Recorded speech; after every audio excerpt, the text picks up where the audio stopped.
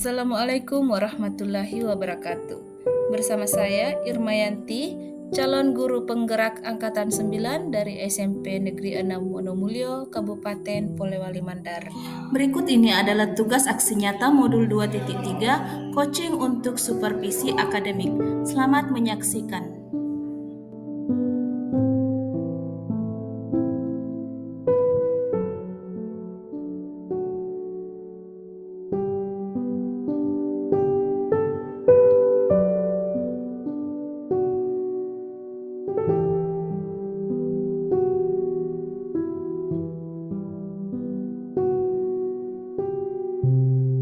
Assalamualaikum warahmatullahi wabarakatuh. Saya Irmayanti, calon guru penggerak angkatan 9 dari SMP Negeri 6 Wonomulyo, Kabupaten Polewali Mandar.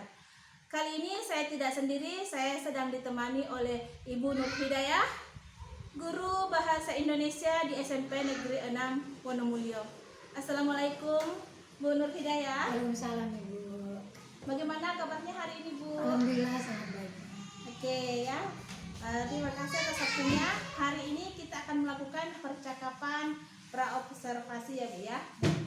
Ini dilaksanakan sebelum saya melakukan proses supervisi di dalam kelas. Jadi terlebih dahulu saya ingin menyampaikan tujuan dilaksanakannya supervisi, yaitu untuk mengetahui dan juga mengevaluasi jalannya proses pembelajaran yang Ibu lakukan di kelas. Kenapa kita melakukan praobservasi ini sebagai persiapan awal Bu ya, sebelum nanti Ibu melakukan kegiatan pembelajaran agar lebih siap dan lebih percaya diri sehingga memberikan pembelajaran yang lebih baik. Begitu kira-kira Bu ya. Oke. Baik. Jadi sebelumnya ada beberapa pertanyaan yang akan saya sampaikan kepada Ibu. Yang pertama di sini berkaitan dengan tujuan. Kira-kira apa tujuan pembelajaran yang ingin dicapai berdasarkan rancangan pembelajarannya, Bu? Baik. Berdasarkan rancangan pembelajaran yang telah saya buat, ada dua tujuan pembelajaran yang ingin dicapai. Yang pertama, mengidentifikasi struktur yang ada dalam cerita pendek, dan yang kedua, menganalisis unsur-unsur yang ada dalam cerita pendek, Bu. Oke, jadi ada dua tujuan pembelajaran yang ingin dicapai. Nah, bagaimana dengan area pengembangan? Kira-kira area pengembangan yang Ibu lakukan di dalam kelas saat observasi nanti yang bagaimana, Bu? Baik, untuk area pengembangannya saya menggunakan dua aspek, yaitu aspek pengetahuan dan aspek keterampilan. Yaitu yang pertama pada aspek pengetahuan, murid dapat mengidentifikasi struktur dan unsur-unsur yang terdapat dalam cerita pendek, dan aspek keterampilannya murid dapat membuat cerpen berdasarkan struktur dan unsur yang ada dalam cerita pendek. Oke, jadi area pengembangan yang ingin dicapai yaitu aspek pengetahuan dan aspek keterampilan. Saya ingin mendengar bagaimana rancangan pembelajaran yang ingin Ibu terapkan di dalam kelas. Mungkin itu dari segi strategi pembelajaran atau model pembelajaran, atau bisa juga dari metode pembelajarannya, Bu. Baik, jadi ada tiga, ada model, ada strategi, dan ada metode. Untuk strateginya sendiri, saya akan menggunakan strategi pembelajaran berdiferensiasi berdasarkan kesiapan belajar murid yang akan diintegrasikan dengan pembelajaran sosial dan emosional. Kemudian saya akan melakukan pembagian kelompok sesuai dengan kemampuan dan keterampilan dan keaktifan murid. Nah, untuk model pembelajaran sendiri saya menggunakan model PBL atau Problem Based Learning. Kemudian untuk metodenya mungkin saya akan menggunakan diskusi kelompok, tanya jawab, serta pembahasan serta demonstrasi. Ya, luar biasa Bu ya. Jadi rencana yang akan Ibu terapkan di dalam kelas ini menggunakan strategi pembelajaran berdiferensiasi yang diintegrasikan dengan pembelajaran sosial emosional. Kemudian tadi katanya menggunakan model pembelajaran PBL dan juga dengan metode diskusi tadi Bu ya, dan penugasan. Oke, bagaimana dengan media pembelajaran yang akan Ibu gunakan di dalam kelas untuk supervisi nanti, Bu? Baik, untuk bahan ajar atau media yang akan saya gunakan ada beberapa selebaran cerpen-cerpen yang menarik, kemudian ada bahan bacaan cerpen yang bergambar, kemudian ada juga video yang berisi cerpen. Nanti videonya akan ditampilkan menggunakan laptop. Luar biasa. Ibu akan melakukan kegiatan pembelajaran tersebut di hari apa, Bu, dan di jam berapa? Saya akan melaksanakan pada hari Selasa di jam pertama. Oh ya. Jadi nanti hari Selasa depannya Bu ya, kita akan bertemu kembali. Saya akan berada di dalam kelas ikut melakukan supervisi kelas. Saya akan melihat dan juga mencatat hal-hal apa saja yang terjadi di kelas Ibu ya.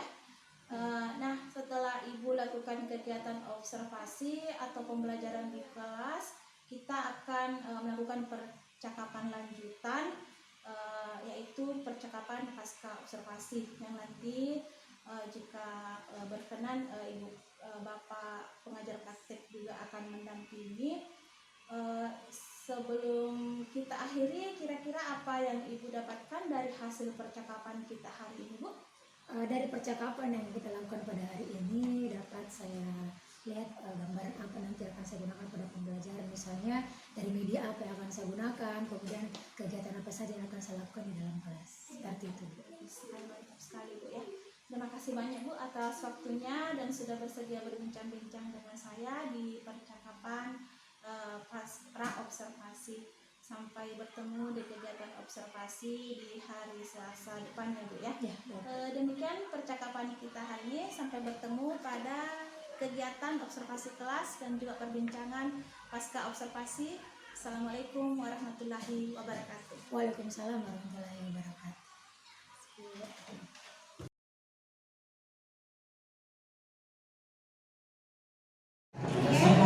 Assalamualaikum warahmatullahi wabarakatuh.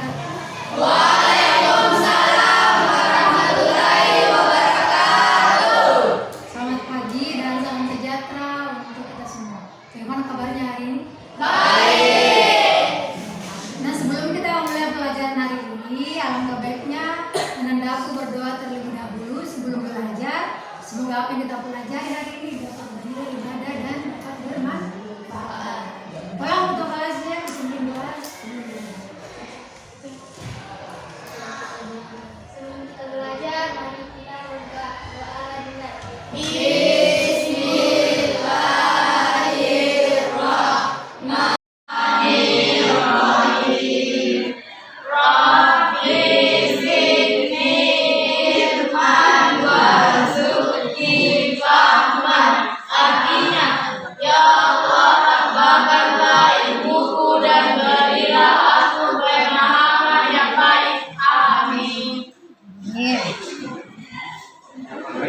Bagaimana, masih semangat untuk belajar ini?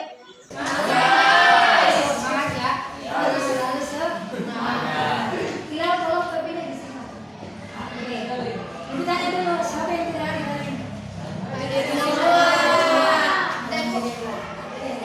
Nah, aku harus tetap menjaga kesehatan dan tetap bersyukur karena hari ini kita masih bisa hadir di sekolah untuk mengikuti kegiatan belajar mengajar di sekolah ya, karena mungkin teman-teman kita yang lain ada yang tidak sempat hadir di sekolah karena sedang sakit atau ada halangan.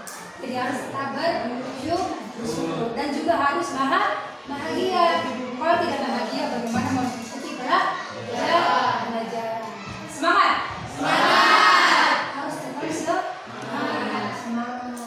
Oke, kalau kalian hari ini lelah untuk belajar, maka siap-siaplah di masa depan nanti kalian akan lelah menanggung pedihnya kebodohan. Jadi hari ini harus semangat belajar. Apa yang kalian tanam hari ini, maka itu nanti akan kalian tuai di masa depan. Harus tetap semangat, ya. Harus tetap motivasi dirinya untuk belajar. Oke? Nah, setelah itu hari ini kita akan kembali membahas materi kita yang telah lalu, yaitu tentang cerita pendek. Sebelum kita lanjut ke materi, Ibu mau tanya dulu, masih ingat tidak materi kita sebelumnya? Kalian masih ingat? Masih. Apa materi kita berkembang sebelumnya? Tentang pengertian cerpen, ciri-ciri cerpen, unsur-unsur cerpen, dan struktur cerpen. Ada yang masih ingat? Apa itu cerpen? Cerita pendek, Bu. Iya, cerpen itu akronim dari cerita pendek. Nah, apa pengertian cerpen? Apa yang kalian pahami? Apa yang kalian ketahui tentang cerita pendek? Siapa yang bisa? Ya, silakan Mega. Cerpen atau cerita pendek adalah cerita yang mengisahkan konflik kehidupan para perilaku atau tokoh secara singkat, padat, dan mengesahkan. Jadi cerita pendek itu cerita yang mengisahkan konflik para tokoh. Apa itu tokoh? Tokoh apa? Pelaku dalam cerita secara singkat, padat, dan mengesankan. Itulah cerita pendek. Ceritakan satu konflik para tokoh atau pelaku secara singkat dan mengesankan. Kemudian ada juga ciri-ciri cerpen. Bagaimana ciri-ciri cerpen itu? Bagaimana cara kita mengetahui bahwa ini adalah cerpen atau ini adalah novel? Ada yang masih ingat ciri-ciri cerpen? Siapa yang bisa? Ciri-ciri cerpen? Lihat. Sebuah cerpen memiliki jumlah kata tidak lebih dari 100.000 kata. Jalan ceritanya lebih pendek dari novel. Biasanya isi cerpen berasal dari kehidupan sehari-hari. Isi cerpen bersifat fiksi. Cerpen memiliki satu alur saja, alur tunggal. Bentuk penokohan di dalam cerpen sangat sederhana. Biasanya cerpen menggunakan kata-kata yang mudah dipahami pembaca. Oke, luar biasa. Cerdas sekali Mega. Jadi ada beberapa ciri-ciri cerpen. Pertama, sebuah cerpen memiliki jumlah kata tidak lebih dari 10.000. Yang kedua, jalan ceritanya lebih pendek daripada novel. Yang ketiga, biasanya isi cerpen berasal dari kehidupan Sehari-hari. Yang keempat, isi cerpen bersifat fiksi. Apa itu fiksi? Tidak nyata. Cerdas. Fiksi itu bersifat tidak nyata atau imajinasi atau hayalan. Oke, ini materi kita pekan lalu. Nah, sekarang kita masuk ke materi tentang unsur-unsur dan struktur cerita pendek. Tujuan pembelajaran kita pada hari ini adalah Ananda atau peserta didik dapat mengidentifikasi unsur-unsur cerita pendek dan dapat mengidentifikasi struktur cerita pendek. Nah, unsur cerita pendek. Ada unsur intrinsik dan ada unsur ekstrinsik. Kalau intrinsik, unsur yang berasal dari dalam cerpen, seperti tema, lagi tokoh, tokohan, alur, latar, sudut pandang, gaya bahasa, dan amanat. Ini unsur yang berasal dari dalam cerpen. Ada yang tahu apa itu tema? Tema adalah ide atau pokok yang mendasar jalan cerita suatu cerpen. Tema bersifat umum, contohnya persahabatan, pendidikan, petualangan, dan lain-lain. Oke, tema itu merupakan ide pokok atau gagasan utama dari cerita pendek. Tema dulu, baru turunlah ke judul. Selama ini Ananda pasti mengira, Ibu, apakah tema itu judul? Tidak. Tema itu bisa kita ketahui setelah kita membaca secara keseluruhan dari cerpen. Misalnya tema tentang pahlawan, tema tentang kebersihan, tema tentang lingkungan. Judulnya bisa masuk ke temanku seorang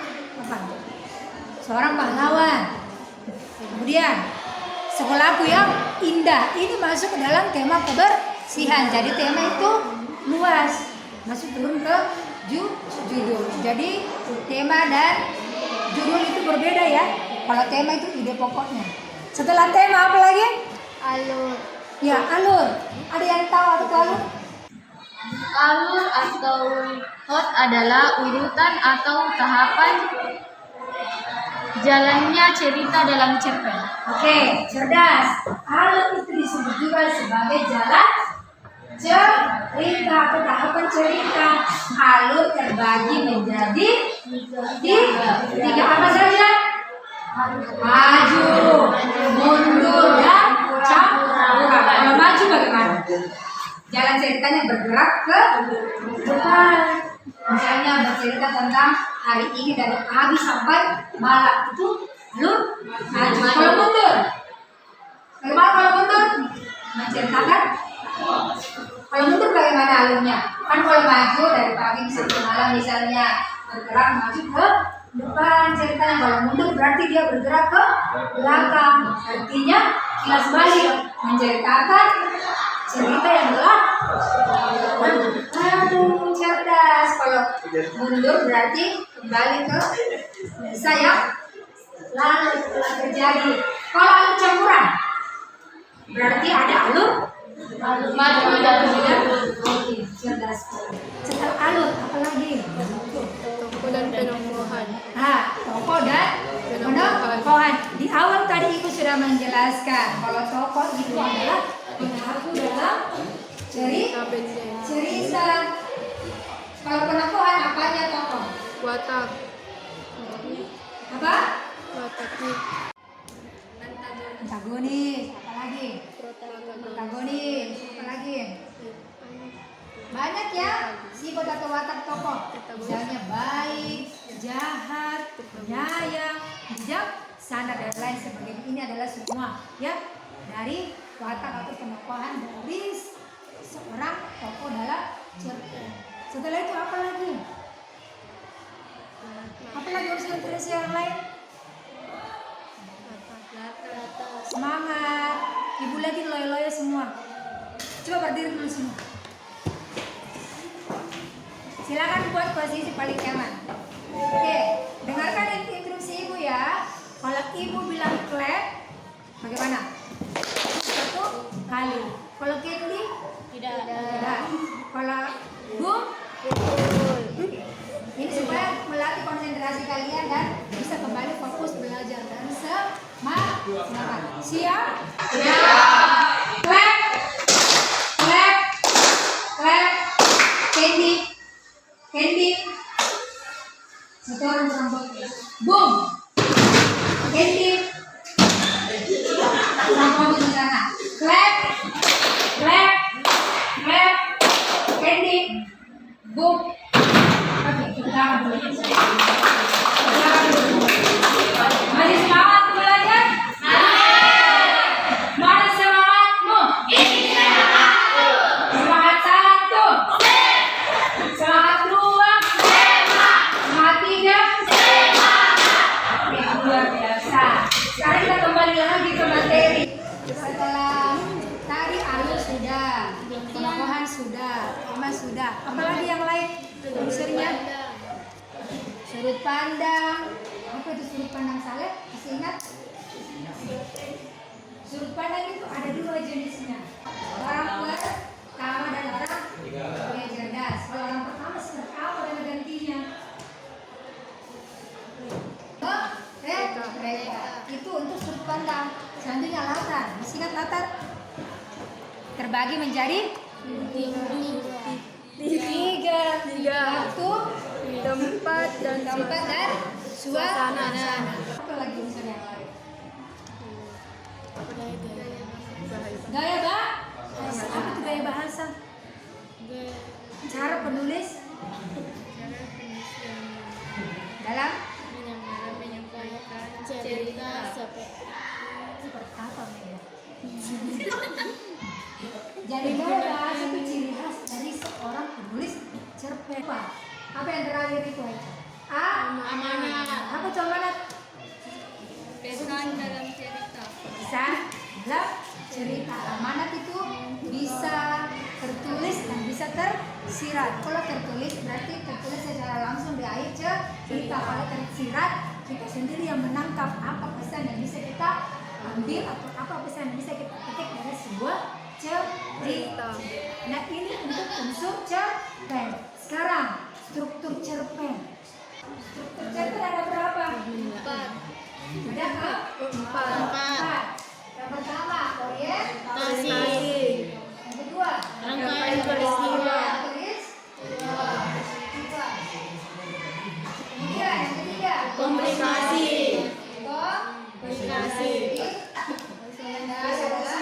resolusi. Sebelum kita melangkah ke kegiatan selanjutnya, sampai di sini ada yang mau kalian tanyakan tentang struktur dan unsur cerpen? Ada yang mau ditanyakan? Iya, Bu. Semua sudah paham? Iya, Bu. Betul? Betul. Sudah paham? Paham. Oke, sekarang Ibu mau membagi dalam beberapa kelompok. Kemudian Ibu akan bagikan LKPD, lembar kerja peserta didik. Jadi kalian akan mengidentifikasi atau menganalisis struktur dan unsur cerita pendek berdasarkan sesuai dengan kebutuhan belajar kalian. Ada yang audiovisual, ada yang kinestetik. Oke? Sekarang Ibu akan bagikan LKPD-nya.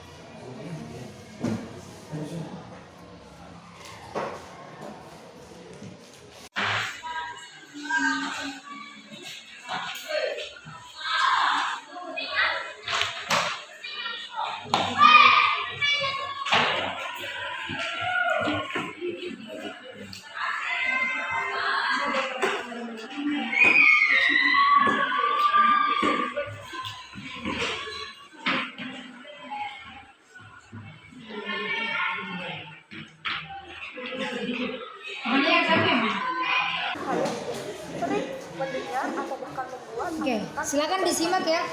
Silakan disimak videonya. Selanjutnya yang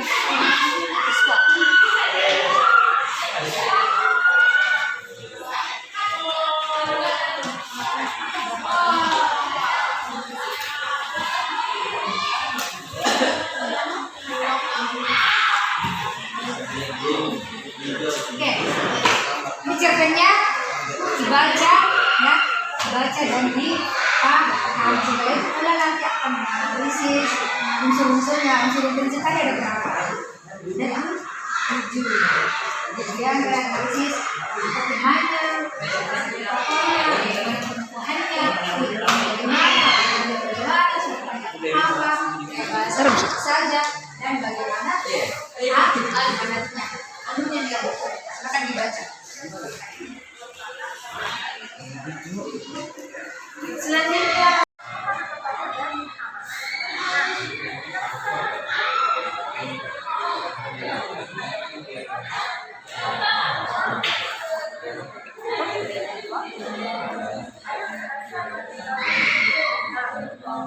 Michael senang tertib di dalam keadaan tapi yang disimpan di dalam laci nanti katanya dipakai pada saat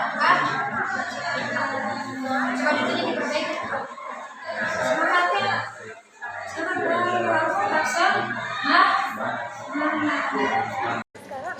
akan membacakan kalian sebuah cerita. Oke, perhatian. Oke, sekarang Ibu akan bagikan lembar kerja kalian secara kelompok ya. Jadi kalian diskusikan apa yang telah kalian simak, apa yang telah kalian baca. Kemudian kalian menjawab LKPD ini yang kalian diskusikan secara berkelompok. Setelah itu nanti setiap kelompok akan mempresentasikan hasil diskusinya di depan teman-teman. Oke? Jangan lupa ditulis nama kelompoknya.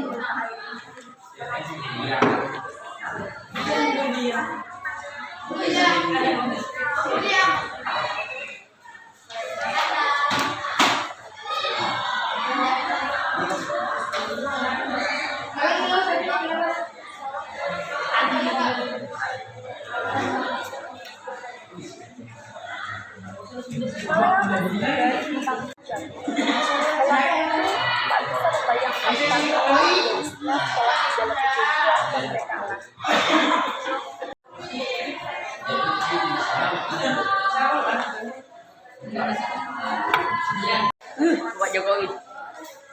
Kan harusnya Jokowi. kasih produk dan unsur Oke, sudah selesai semua? Sudah ya? Masih semangat? Dan orang-orang lain yang tak Oke. dengannya. Jadi, satu dari perwakilan kelompok akan memaparkan atau akan mempresentasikan hasil diskusi kelompoknya terkait dengan LKPD yang telah Anda kerjakan. Di sini kelompok 1 kelompok 2 dan kelompok 3. Oke. Ya, nanti kalian bisa menanggapi hasil diskusi atau hasil dari presentasi kelompok 1. Oke, silakan siapa mewakili kelompok?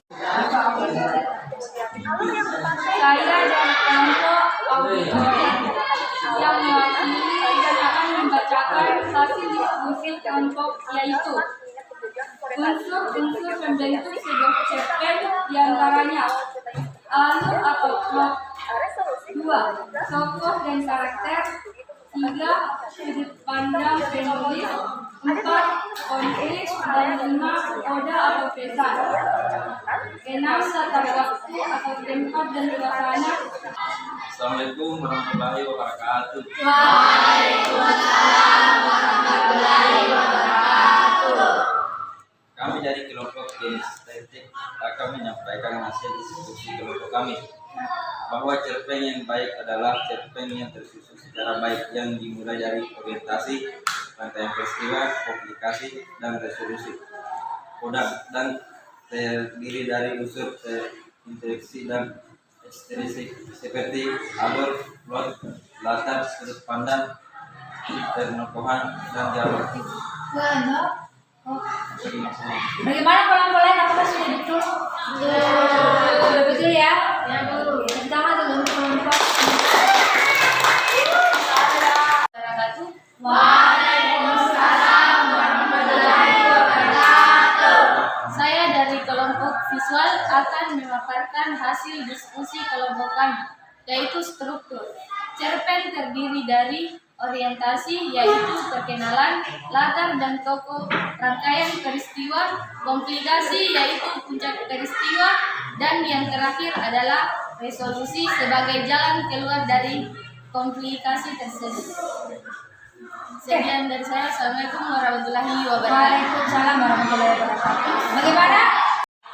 Hari ini kita telah mempelajari tentang unsur dan struktur serta aku sudah bisa mengidentifikasi unsur yang ada dalam cerpen yang telah kalian baca, cerpen yang telah kalian simak atau nonton.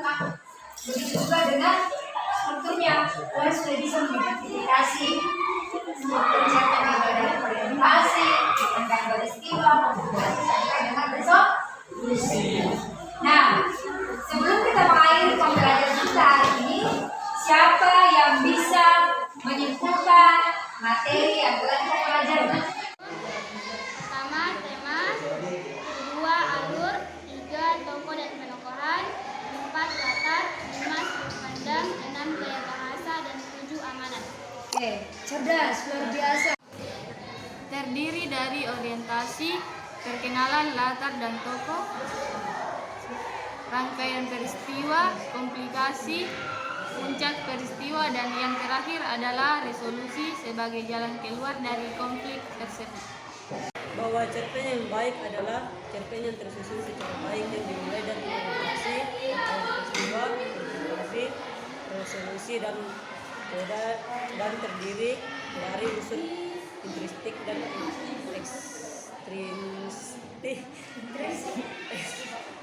ekstrinsik seperti alur, latar, sudut pandang, pertokohan. Baik, Anandaku sudah bisa mengetahui dan sudah bisa membedakan antara unsur dan struktur. Kalau unsur yang membangun cerita, kalau struktur dan cerpen itu disusun mulai dari awal sampai akhir. Kalau unsur ada tema, apalagi ada tokoh, tokohan, alur, latar, sudut pandang, gaya bahasa, dan ada. Kalau struktur ada orientasi, rangkaian peristiwa, komplikasi, dan resolusi. Jangan lelah untuk belajar. Kalau hari ini kalian lelah belajar, maka siap-siap nanti kalian di masa depan akan menanggung perihnya kebahagiaan. Kalian harus tetap bersyukur karena bisa merasakan nikmatnya pendidikan. Banyak di luar sana yang seumuran dengan anakku belum bisa merasakan yang namanya sekolah, yang namanya pendidikan. Jadi kalian harus tetap bersyukur.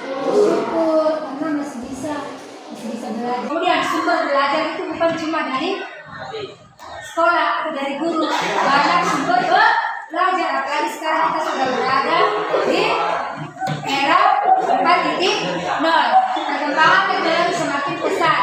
Jadi anandaku bisa memanfaatkan gawainya untuk mencari materi pelajaran. Sumber belajar dari mana saja, bukan cuma dari guru, bukan cuma didapatkan dari sekolah, tapi bisa didapatkan dari mana saja. Kemudian tingkatkan terus membaca, banyak membaca, karena membaca itu adalah jendela dunia. Kalau anandaku mau melihat dunia, mau menjelajahi dunia, maka bacalah buku. Tapi kalau kalian mau dikenal dunia, maka menulislah buku. Gitu ya, buku adalah jendela dunia. Jadi harus selalu membaca, banyak membaca di rumah. Banyak sumber bacaan, bukan cuma dari buku, ya, dari majalah, dari koran, dari HP, artikel-artikel itu bisa menjadi sumber banyak membaca supaya kalian bisa mengetahui banyak hal. Itulah tujuan belajar, dari tidak tahu menjadi tahu. Seperti ya, belajar itu tidak pasti langsung cerdas, tidak mesti langsung pintar. Ada proses yang kita belajar, kemudian jatuh lagi, bangkit lagi. Ada proses yang kita lalui, jangan pernah menyerah. Tetap semangat.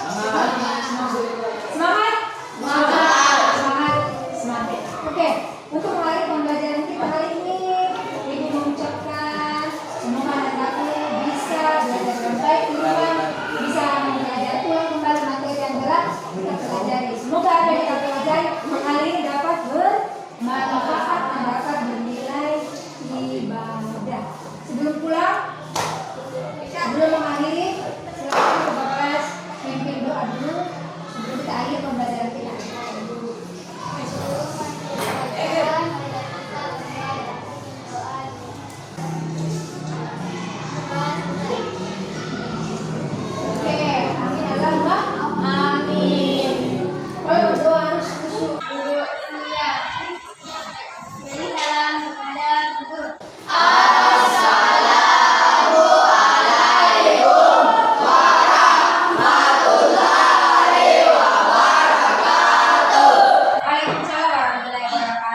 Sampai jumpa di pertemuan selanjutnya dengan semangat yang lebih